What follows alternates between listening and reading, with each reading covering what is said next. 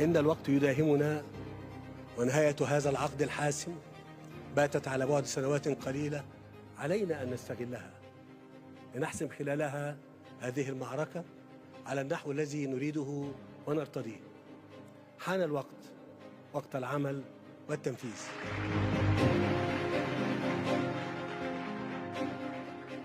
And our planet is fast approaching tipping points that will make climate chaos irreversible.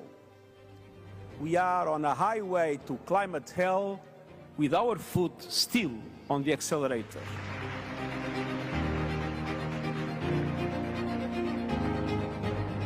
ولأن مستقبل أولادنا وأحفادنا يعتمد على الخطوات التي نتخذها اليوم.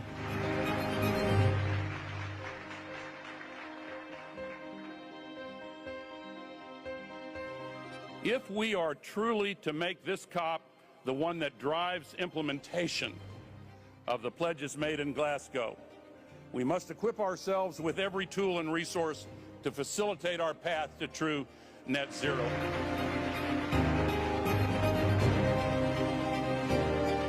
I and many young people were robbed from our future. We've been forced to grow, to act, to think like adults, because we cannot watch as our future is shut. But let the African COP be a different COP. Let the African COP be an action COP.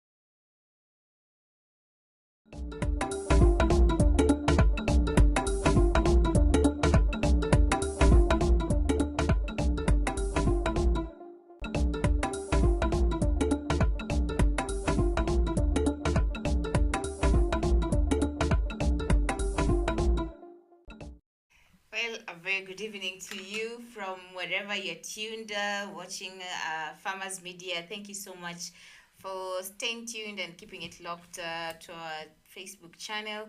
How are you doing? How is your afternoon? What have you had for lunch? Myself, I've had some, is it called green grams and chapati?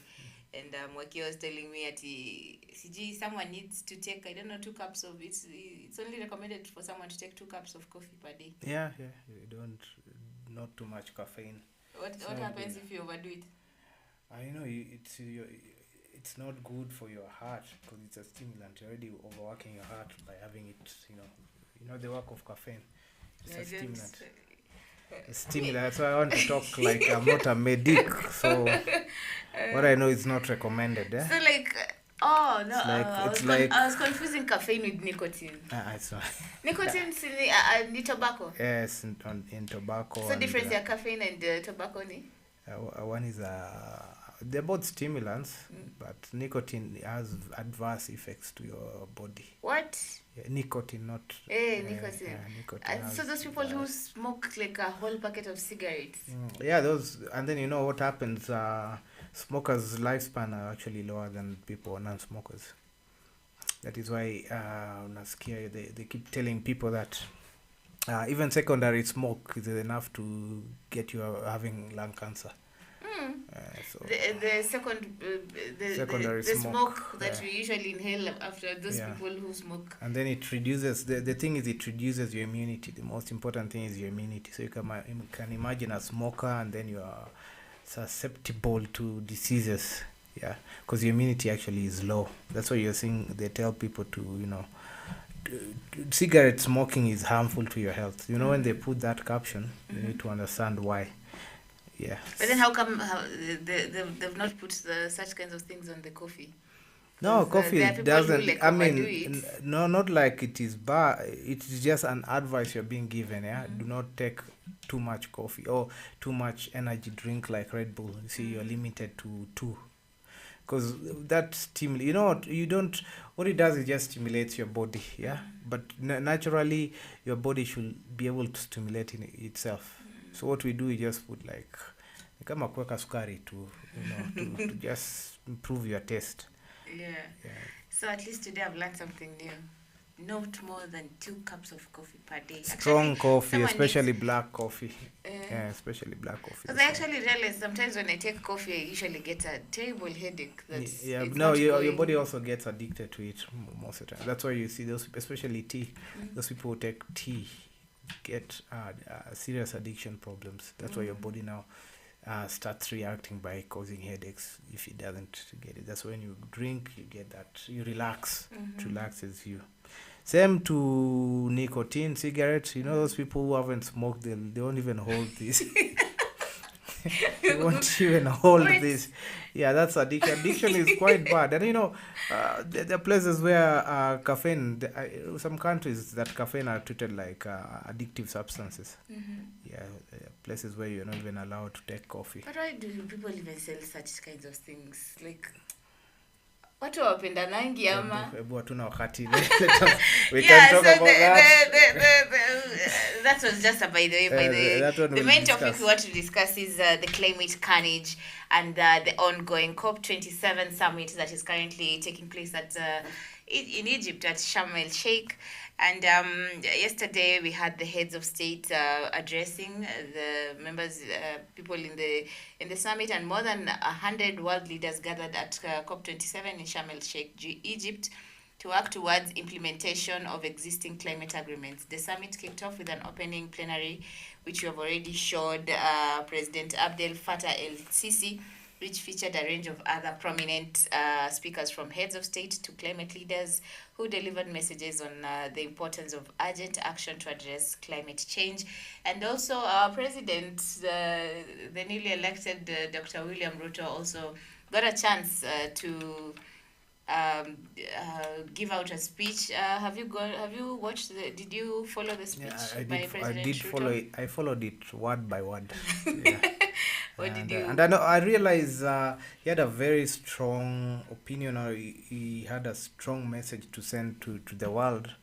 And I wanted to quote some of the words that he said. Yeah, developed nations in commitment to this climate agreement. Yeah, are using delayed tactics and procrastination in delayed implementation and delivery of past resolutions. Yeah, so you can imagine pledges like the pledges that were made in Copenhagen 13 years ago. You can imagine. 13 years ago have never been committed to financially. We are talking about $100 billion per year by developed nations to developing nations. They're supposed to be putting a fund of 100 billion to combat climate change and come up with strategies of looking at climate intervention in terms of adverse climate issues. So when you look at 100 billion, if you multiply it by 13 years, that's a lot of so much money over several years. And unfortunately, countries are still doing what they do best in carbon emission. We saw that India has decided to double its coal usage in disregards to the Copenhagen Agreement, the Paris Agreement, the Kyoto Protocol.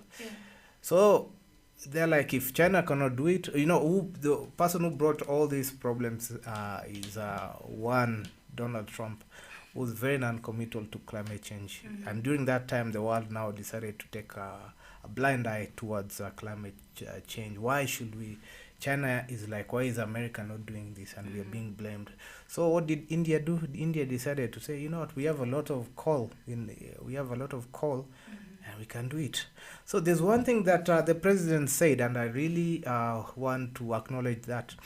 He said that despite Kenya having very minimal resources, despite Kenya not being at par with the industrialized nation, we've made full commitment in following all these climate agreements. And then Kenya, according to the president, has a lot of reserve of coal reserve, lots and lots of coal reserve. But we've decided to use green energy. 93% of Kenyan energy is green energy. 93%. Despite us talking about having lots and lots of coal reserves. You know that was basically what he meant by saying that. He's just sending a threat. You know, if we decide to sell to China or to sell to India, the way we are searching for money to pay our debts. Our debts, we can sell coal. Actually, we can just trade with China because I know we have a big debt with China. If you tell, actually India is actually one of the biggest consumers of coal. If you tell India we have lots of coal with us, she does it to visit, and the problem we have with SGR will be minimal. Yes. So basically, there's a lot of stuff the president talked about, and it's really interesting to see the reaction of world leaders on the same. Now, this COP27 is coming. It's, I think, the 30th session of the climate talks that have been ongoing, and just like the president mentioned in his speech, developed countries are using delayed tactics, and as much as the summit is going on and the African leaders are pushing for the developed countries to provide funding and to come up with solutions of reducing greenhouse gas emissions,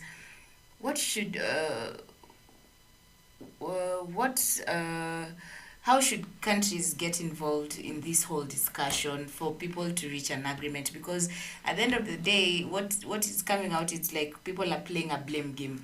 Oh, you are releasing more gas than us, so you need to provide more funding. But at the end of the day, it's the entire population of the world that is getting affected by the effects of climate change. First of all, the first thing they need to do is to follow the agreement as it were from the beginning. Set aside funds and work as per your carbon emission quota that you've been given, and look at how you're going to commit in helping poorer nations. That is directly on the Paris Agreement. How do the poor countries, let's just look at, you see what the president said today, we've lost about 14 million herds of cattle. Imagine. Why is Africa, ask yourself why Africa is one that's really suffering, because we do not have mitigation plans. We do not have enough funds to help us in times of crisis. Other countries you see, like countries like the United States, they have adverse weathers like the hurricanes and the typhoons, but they have a way of mitigating, controlling, But now if you look at poorer countries, they are not they don't have enough resources that are going to help them fight such adverse effects of climate change. And that is why they're saying put aside this amount of money, $100 billion. When we have funds like this, Kenya won't go and start begging Red Cross for money to help people who are suffering. You think like here in Marsabit and Turkana, how people are really struggling. Our government is really trying to get money. So that money that was set aside could be really helping. But on the flip side, you see why the developed nations are not very non-committal to providing such funds. We saw what happened to COVID funds. Why should we give these poor countries money why should we help them? You see, it's like you who's really struggled to be where you are. Now you're told to help your neighbor who's also just there doing nothing. So at the end of the day, they're like, we cannot do this. Because I wanted to ask, because this is COP27. Last year there was COP26, and there have been other summits like this in the last almost 28 years ago. You mean to tell me no funds have been released ever since these talks began? We really need to thank God that Joe Biden became the president of the United States, and one of his key agenda was climate change. Acknowledging that climate change is a problem, something that the Republicans have never wanted to accept. Now, by doing that, United States has been spearheading, has actually released a lot of funds to mitigate climate change. That one has to be said, yeah. But now that push me, pull you kind of situation where big countries like China don't want to commit. Instead, China wants to fund for industrialization in Africa, like the China Belt movement, which involves a lot of construction. And it beats no logic when we destroy trees for the sake of industrialization, you see. And that is more reasons why America came in strongly and started looking at, started opposing China's coming into Africa. Yeah. So it's quite, there are countries that are committed, especially the Scandinavian nations, that are very interested in combating climate change. But there are countries like Russia and the others who do not give a damn. Yes. Yeah, and in your opinion, because as much as we talk about climate, the effects of climate change, what exactly are these contentious issues that, especially countries in Africa? Because listening through President Ruto's speech, he talked about Africa being the worst affected by the effects of greenhouse gas emissions, and yet we are the countries that produce the least amount of gas as compared to developed countries. What are these contentious issues that the leaders are focusing on, and how can even the smallholder farmer assist the African leaders to bring out these contentious issues?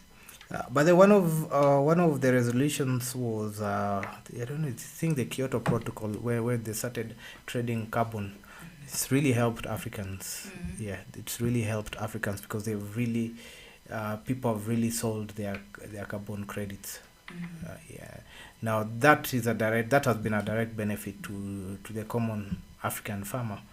But now, the adverse, I mean, when we talk about Africa being affected, we are talking about this adverse effect of climate. And Africa is actually located at the equator, directly at the equator. But now, the weather affects the whole world.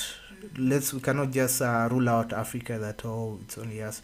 In Asia, we have strong typhoons. In America, we have continuous. In fact, we are getting into the hurricane season. In Australia, you saw last year we had serious wildfires. So you cannot just say that it's Africa that's affected. In fact, we are not that bad. But the problem is we are affected because we do not have the capacity to help the poor who are really suffering, directly suffering because of climate change. You see, like Noah was talking about, do we give them food or we give them money? You see, that's where the issue is. You cannot give somebody who's hungry money. What will you do with that money? Yeah, where will they get the food eventually? Yeah. Because the reason why they are not feeding is because there's no food at all. Yeah, there's no food at all. So you look at that situation where you are told, get this money. So it's either between you getting the money or the food. Now, Africa has really been affected because much of the population actually in the lower bracket, poverty bracket. And we do not have capacity to generate income, you see. We are so dependent on agriculture that once agriculture is affected, the whole livelihood is totally, the whole chain is affected. For example, let's look at agricultural chain. If let's say, for example, onions, for example, if onions we don't have onions this time, the transport sector is affected. Sales are affected. There are people who are directly benefit from the chain. The economies of scales. Everybody is affected. So remember, agriculture is the backbone of almost all African nations.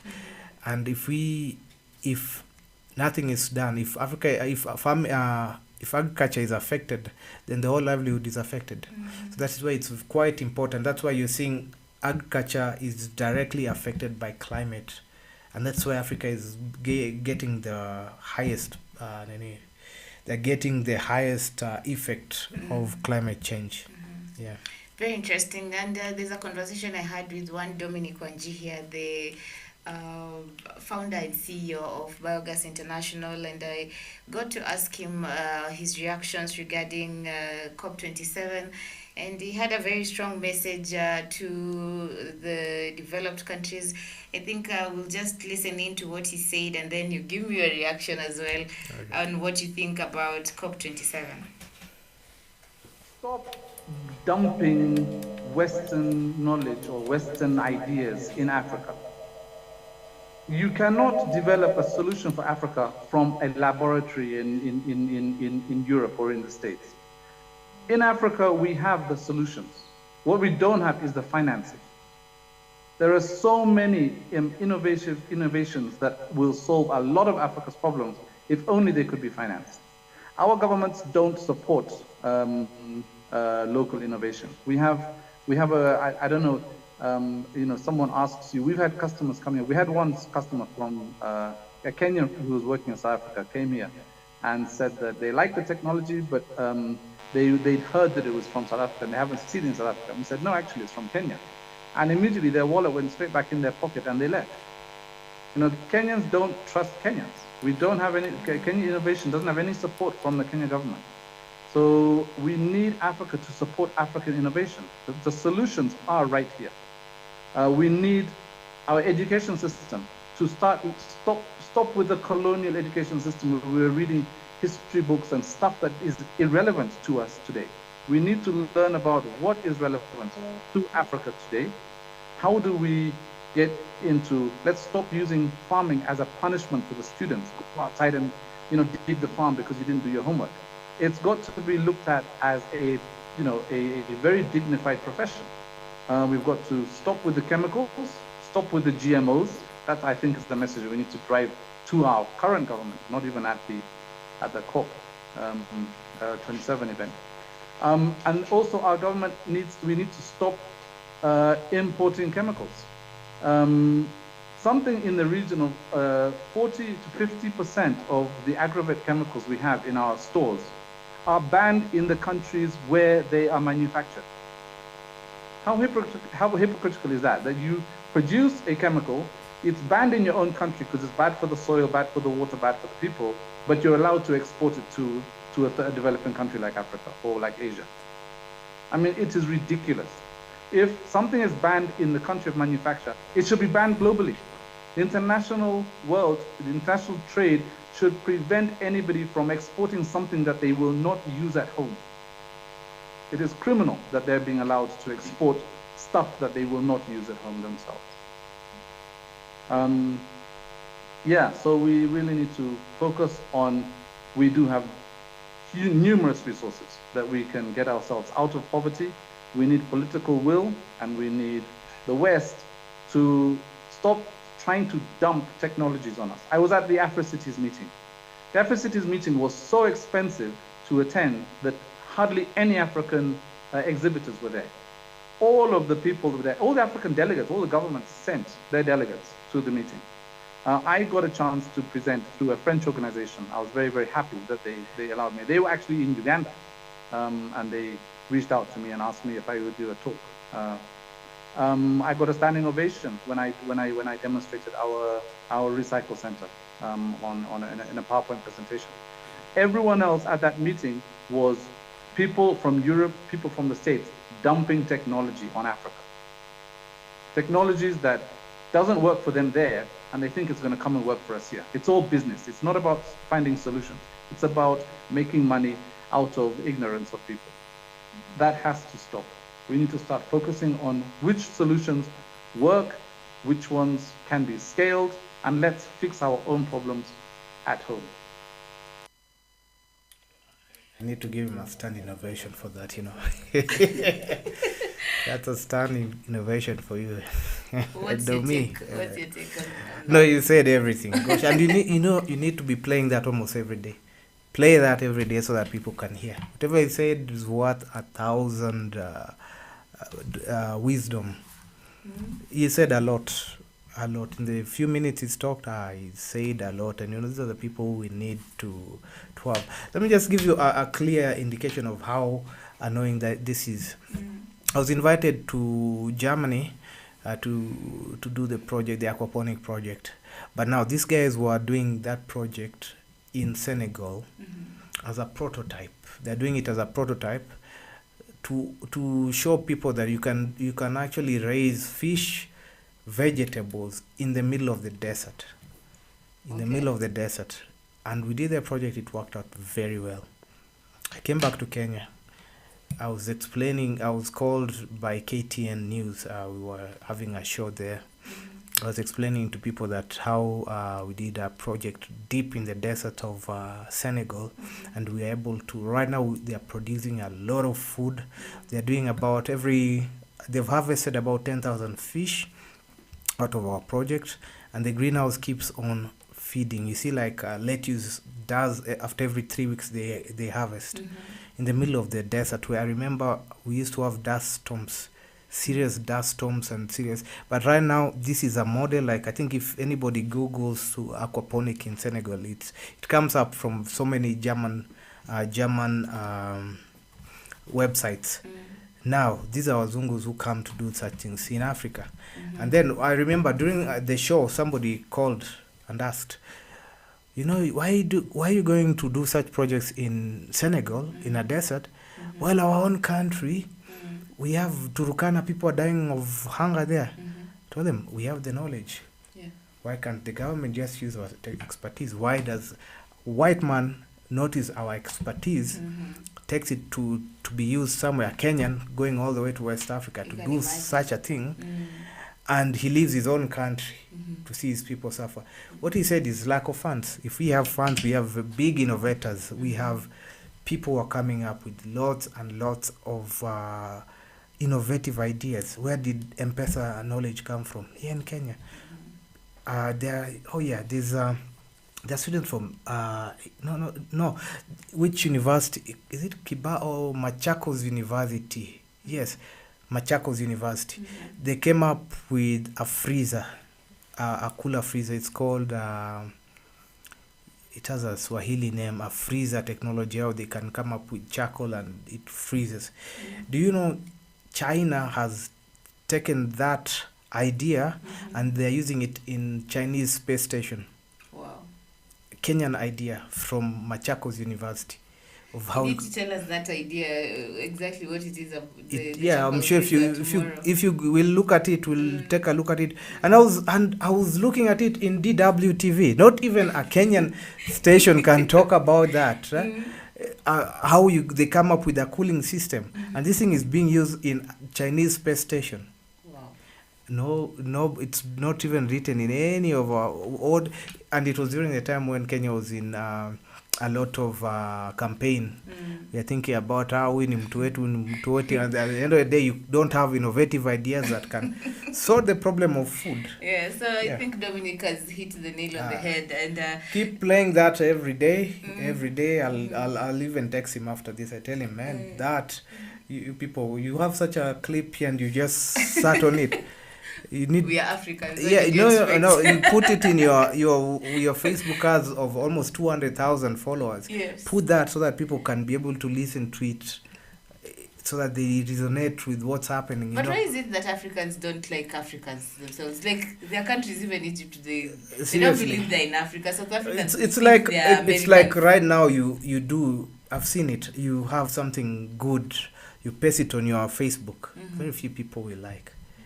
And then the moment you just say, hey, I've lost somebody, a friend of mine has had an issue, the RIPs will get there. You can imagine. People are just out there to condole with you, but they can never be happy with you. That is a problem. That's basically what takes us behind as Africans.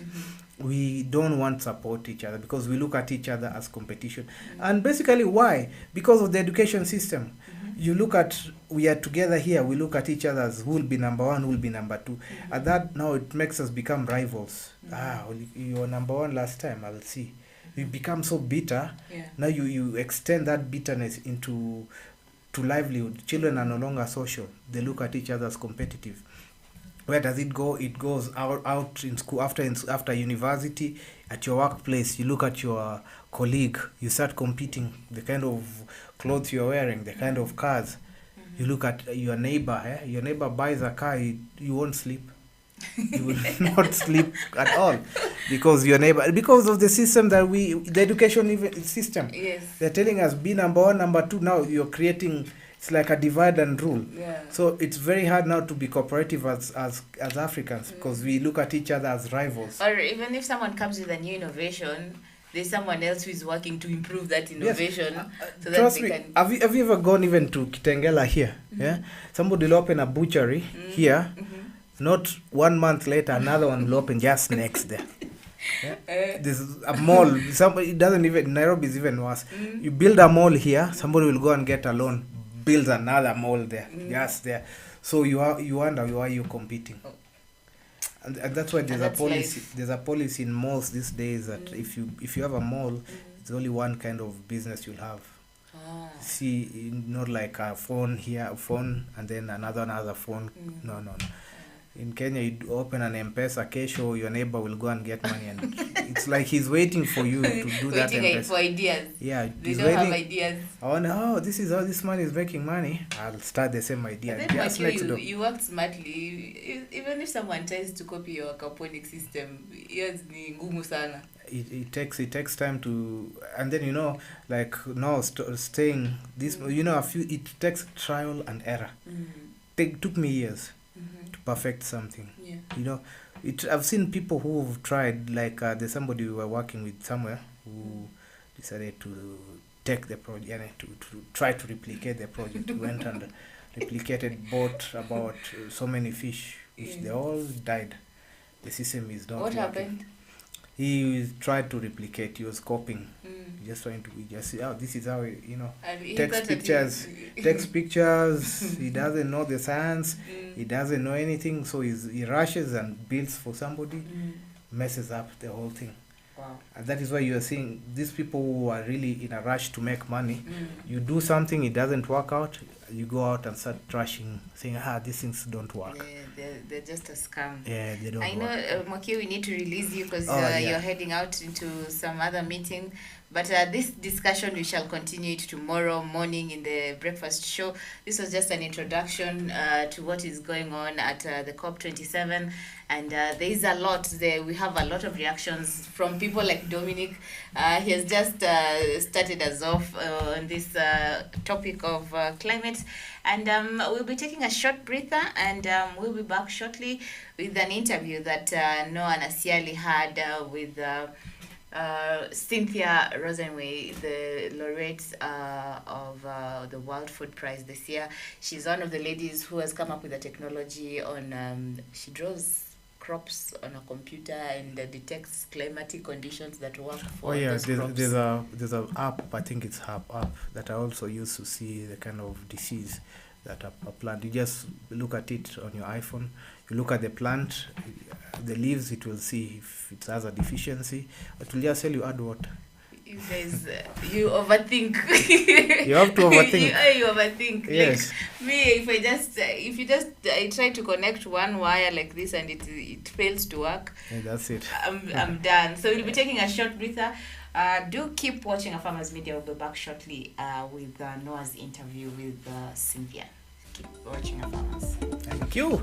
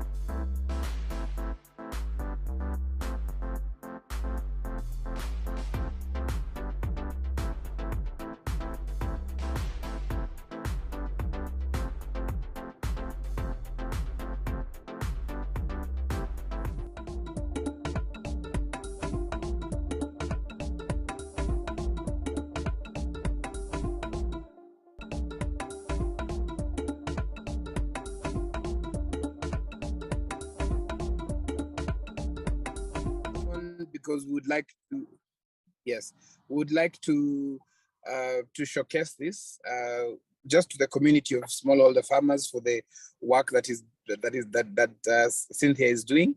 And yes. Okay, I'll turn my camera off so they don't have to look at me. Okay. It's good you're going to be there, Emily. Yes, so now I will do it this way. Let me, for the purposes of this, so I will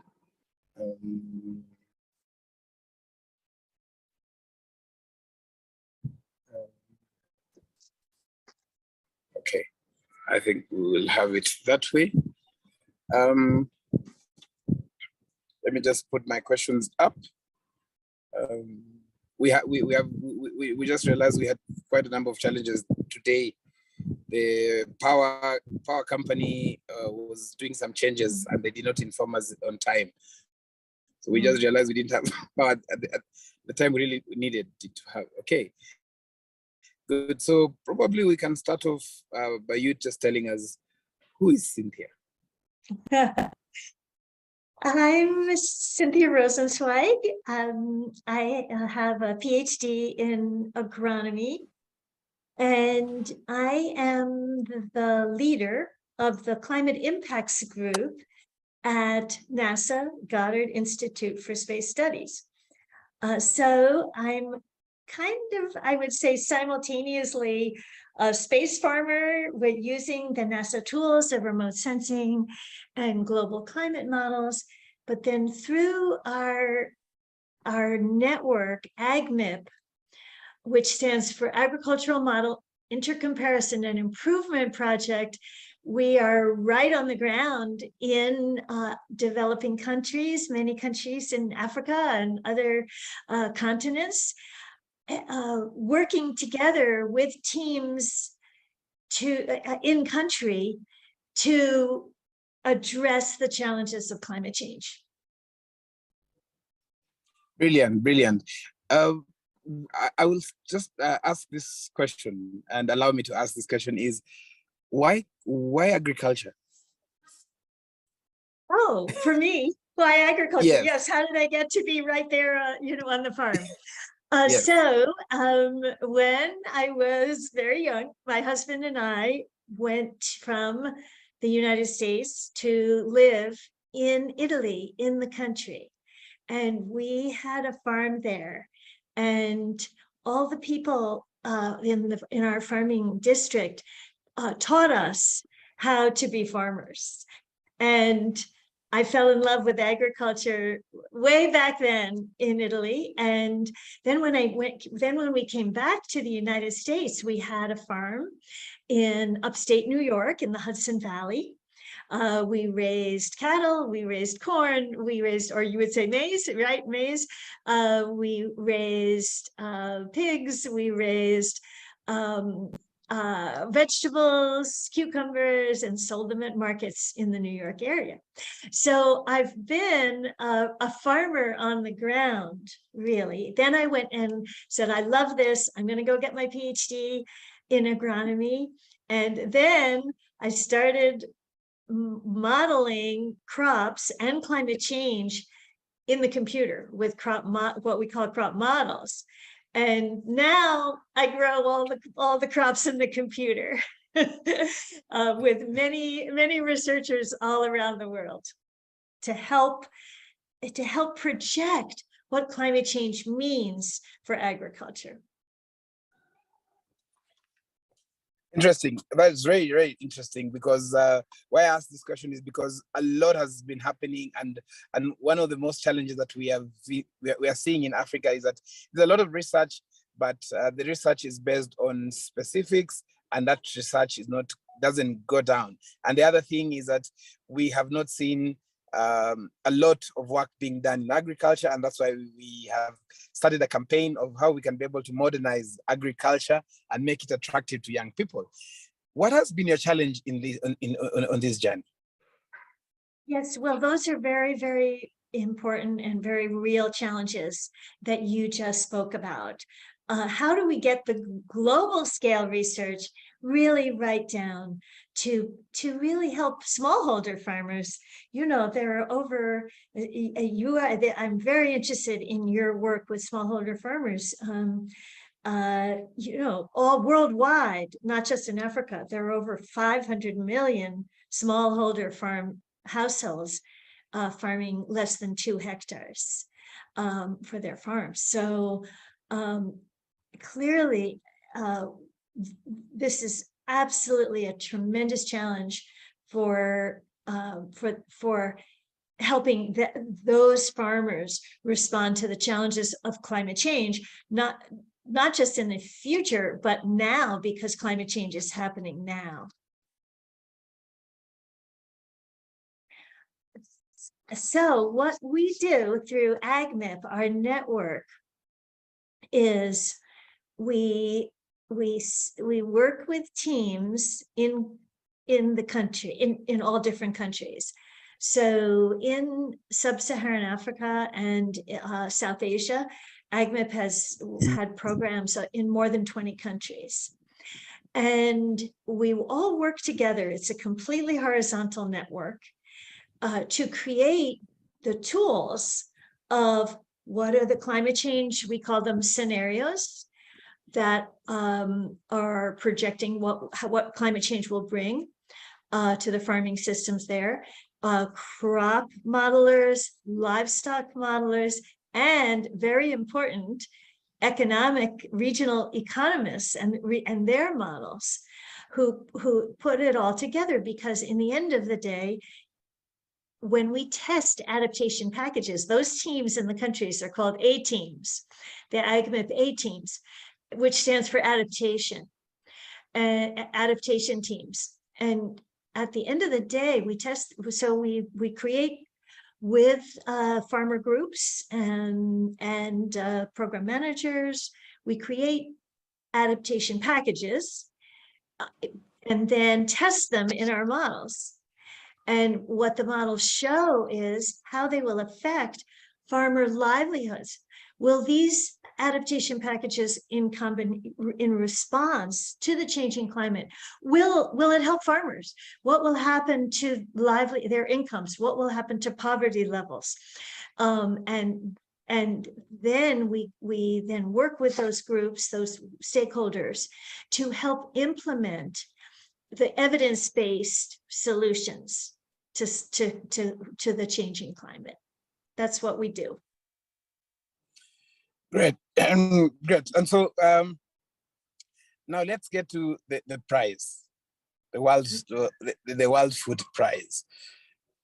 What do you think about this? First of all, again, congratulations on behalf of smallholder farmers across sub-Saharan Africa.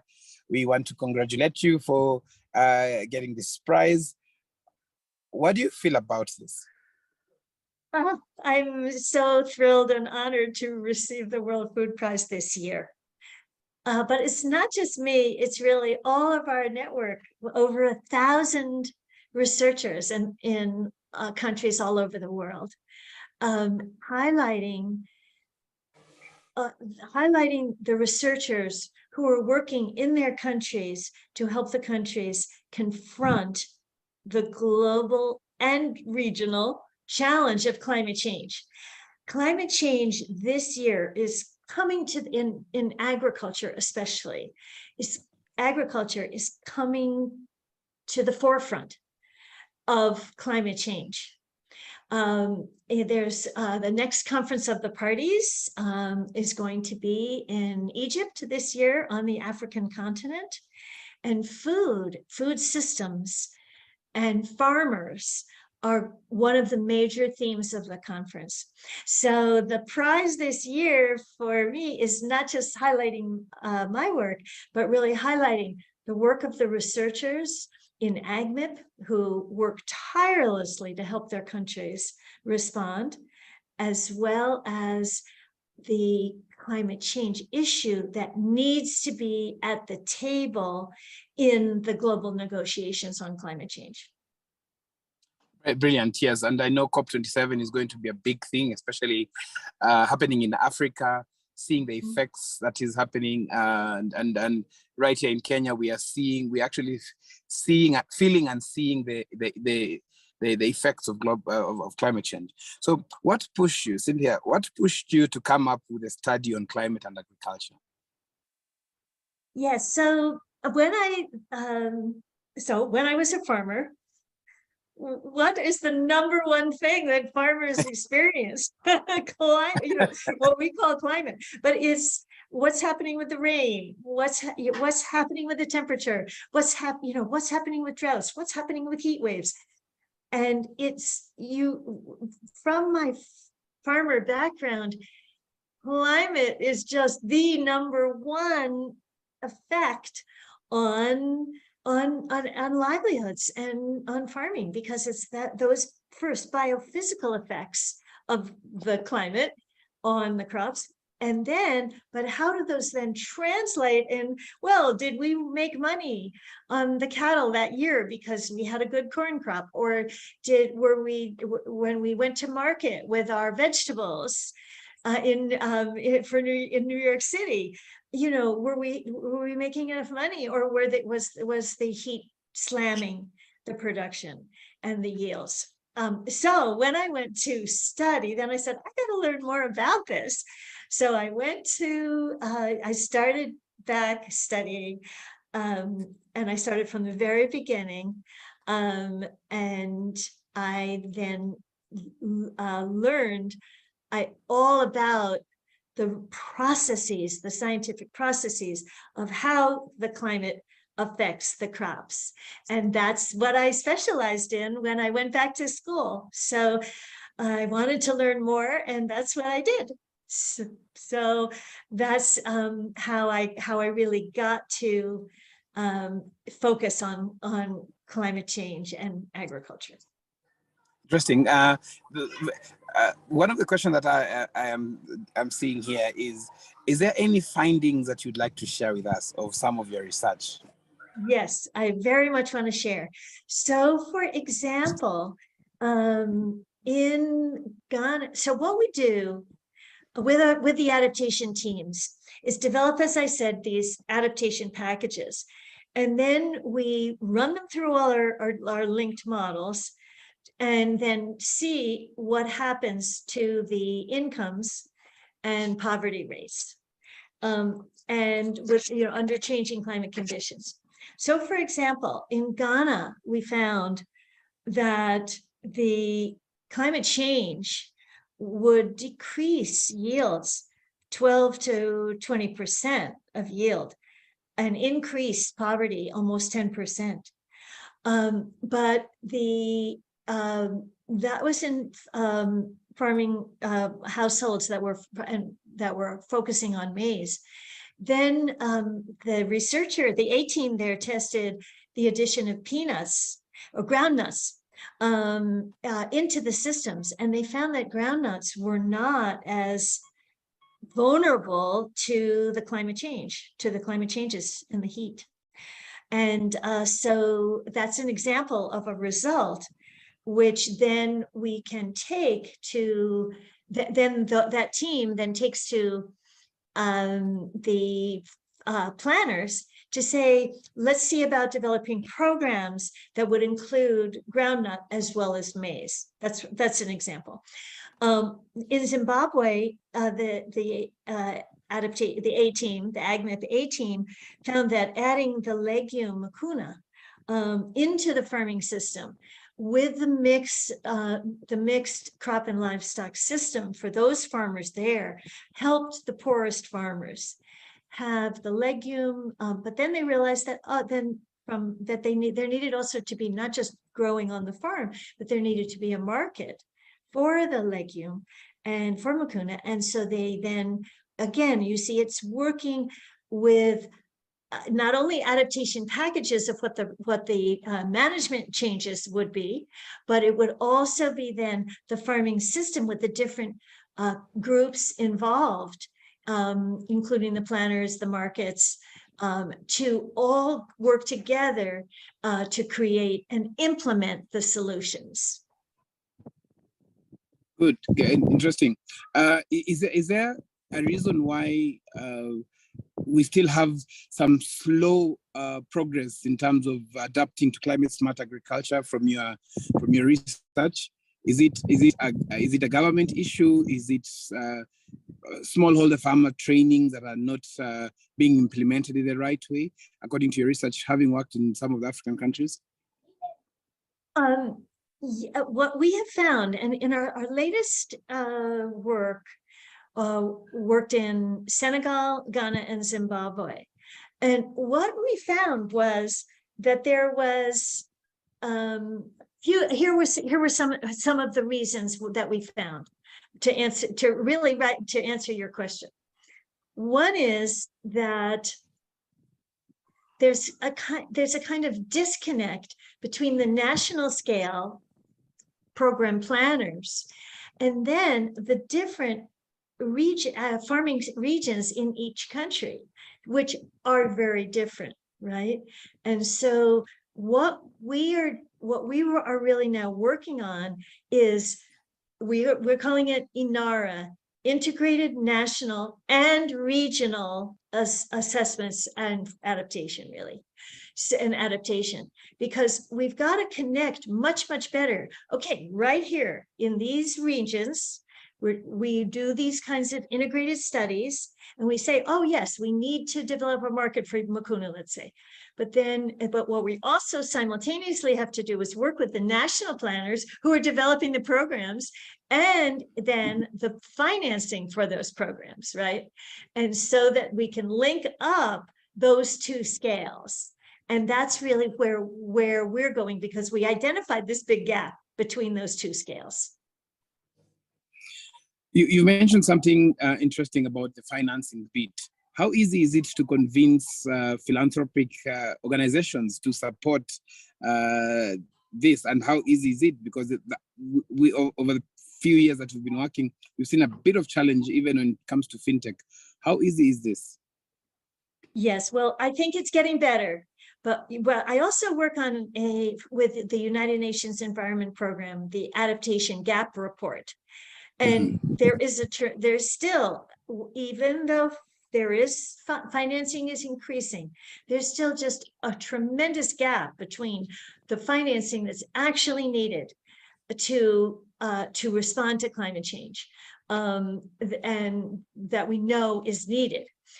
Now, I think coming into the COP27 in Sharm el-Sheikh in Egypt, this move towards saying this has to be the decade of action.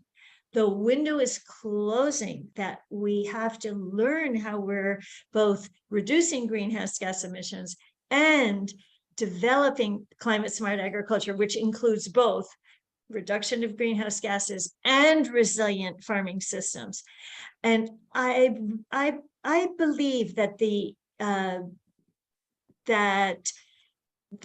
motivation now is growing for there to be much greater support to scale up. See, what we have to do now is we know and we can figure out what needs to be done. But now what we have to do is scale up in the decade of action for climate change solutions. And I believe that's the hope for COP27. Thank you. Yeah, and I think now that it is in Africa, it is inevitable that we have to actually make sure that this is a reality. I would like to move to the next question and just ask, the effects of climate change are being felt across the world. We are seeing monsoons, we're seeing floods, even in Europe, across Africa, and the challenges are there. We've seen in India and Pakistan as well. Where do you see the state of agriculture in the coming years, let's say in the next 10 years? What needs to be done for any good progress to be made? What many groups are saying is, and I truly believe this, that the world food system has to be transformed. And it has to be transformed to face the multiple challenges that it's to respond to the multiple challenges that the agricultural system is facing. So we at AgMIP work primarily on climate change. So that is huge. And it affects, as you said, it affects every region, both in low and middle income countries and in the high income countries. All countries have to be working to respond to climate change. But we also have the absolute simultaneous threat really that the food system has to produce health. It has to produce healthy food and food security for all. And there has been a growing malnutrition on both sides, on both the hunger side, but also on the side that's causing obesity and leading to, in many countries now, in not only in developed countries, but also now that is starting in developing countries as well. So the transformations that are needed, and a lot of groups are calling for this food system transformation, is that the focus has to be healthy food for a healthy planet. Yes, thank you. And that's really a very important bit, because we have talked about zero hunger for so long, but we had not mentioned the word healthy and safe in the same context. And I think as you have explained, that is one of the things that we can clearly see, that you have not only factored climate change, but you also factored the nutrition bit of it. And that brings me to the next question that is related to that one: is there hope? Will nations ever be able to combat effects of climate change? Absolutely, yes. You can see I am a pretty optimistic person, but because I have worked in this challenging field of climate change since the 1980s, I can tell you that and also from the interacting through the World Food Prize, I have interacted with dozens of groups, and I want to learn more about the groups that you are working with and see if we can hook up with AgMIP. But you see, there's so many groups all around the world on all different sides of agriculture, like from your group with smallholders, so absolutely critical, but all the way to the biggest agribusinesses. They are really opening their eyes to these challenges as well. So I do have hope, but we must work together. Absolutely concertedly. We must collaborate more than we've ever collaborated before to scale up to address the challenges that the food system faces. Yeah, that's really optimistic, and yes, for sure, because we work with quite a number of farmers. We have groups. In total now, the groups are close to 550,000 farmers across Sub-Saharan Africa, and I'm definitely sure that once we hook up and be able to see how we can be able to showcase what you're doing and get even farmers to adapt to some of the technologies that you're building, it would be brilliant. Now, I know that this discussion, you being in agriculture, myself in agriculture, and in the media, we can continue for long. But one of the things that I wanted to ask is, countries have marked World Food Day amidst hunger shocks due to failed rains, recovering from COVID as well.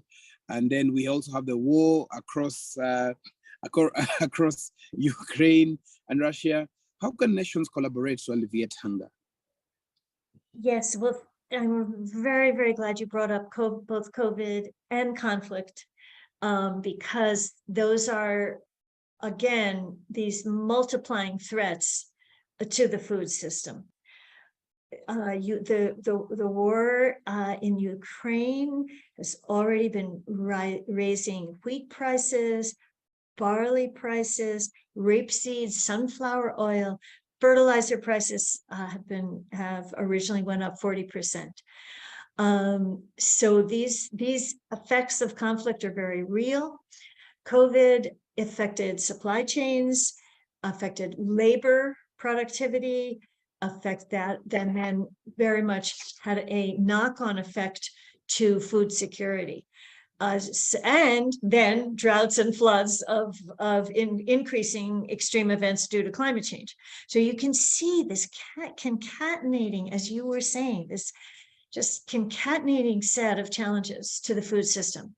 But again, through World Food Day, and I was just in preparation for our interview, looking at the FAO website for World Food Day, and there are dozens of countries that are celebrating World Food Day, but not just celebrating it, but really using World Food Day to advance the programs that are actually needed to respond to these threats. So these, our global institutions are, such as FAO, are really working hard to bring the countries together. The United Nations Framework Convention on Climate Change, that's the group that really brings the countries together to respond to climate change. Adaptation is a very, very key plank in the discussions there, and will be even more strongly embedded in the negotiations this year. So I believe that these processes, while it seems sometimes slow, but the momentum is building, that the decade of action really is starting now and really will grow and build in the coming years. Great, and I really love the positivity and yes, and that you have, and we are sure that definitely as we work together, as we continue partnering together, we can be able to bring this a reality. Now, just a few last questions. One of the things that as we celebrate World Food Day, we're also facing the reality that we have to have improved seed varieties that are to match and help us get better yields despite the challenges in our soil health. What do you think about GMO? Oh, that's a challenging question. That's a challenging question. The problems with GMO relate to, I believe, public and private conflicts, discord, because previously genetic improvements used to be done much more in public settings, and then they would be really open source goods, and that's what we need, I believe. I think one of the very main issues with GMO is actually that it's privatized, and so that it's not this public good, which is what genetic material for responding to climate change needs to be. So that's I believe I really believe that's the main issue with the GMO. Yes, absolutely, and to add on to that as well, the information is not being shared, as you've mentioned, it's not being shared openly. Smallholder farmers have a lot of questions, very many myths going around. In our country, in Kenya, GMO has now been, the ban on GMO has actually been lifted. It is a very dicey situation right now, and we are hoping that once the dissemination of this information is broken down, and it can be able, it should be clear, and whether with it's a discussion to go for or against. But again, as you've said, it is a very tricky discussion now. Now, let me just give one very quick. Also, just say, so there was a fellow of the Columbia University Earth Institute. I'm also associated with Columbia University, and she, after finishing her postdoc fellowship, she and two young colleagues, this is early career scientists, founded an organization to exactly address all the issues that you were just saying about GMO. So I will hook you up with her too after this call, and her new organization, because this idea of education, dissemination, what are things really, what are the challenges? How can we make this work? How can we make these new technologies really work? And as part of the scaling up to respond to climate change, but for the public good. So I'll hook you up with her. Young people are on this, the very challenging issue.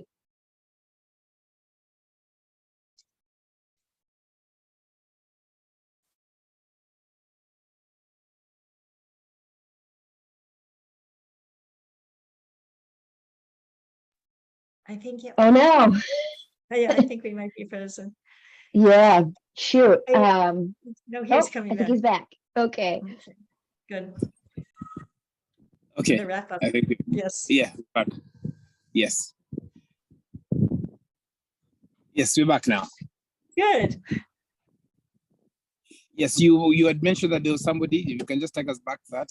Sure. Somebody Just very quickly, one postdoc, a fellow, postdoctoral fellow at Columbia University, is that I worked with, and she started an organization with other early career researchers and scientists to address exactly these issues, Noah, that you are raising about the challenges around these new technologies that are many multifaceted, but how can we really work on those so that we can really get the advances out into the world for responding to climate change.